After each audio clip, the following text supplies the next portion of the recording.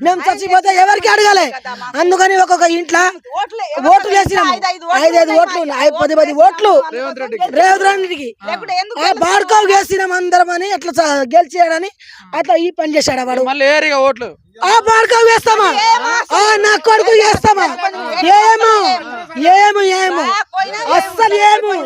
మంచిగా చేస్తా ఉన్నా నేను అంతా కొంచెం రాష్ట్రం మొత్తం మంచిగా సల్లంగా ఉన్నానని చెప్తా ఉన్నాడు కదా రేవంత్ రెడ్డి ఎవరు ఆ బార్కవ్ ఒక బస్సు వరకు చెప్పాడు ఆ బార్కవ్ ఈ బొట్టు పెట్టుకొని అన్నాడు కానీ ఏం లేదు ఎవరికి సాయం చేయడు ఏం చేయడు వాడు చాలా మందికి ద్రోహం చేశాడు ఇంత మంది కాదు చాలా మందికి ద్రోహం చేశాడు మా ఊరు అవతలనే ఉన్నాడు కోడంగలో ఉన్నాడు మాది పరిగినది అందరు అక్కడనే ఉంటాము మేము బతకడానికి వచ్చినాము అంత ద్రోణం చేసినాడు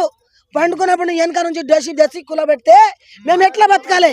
మేము ఎట్లా ఉండాలి రూపాయి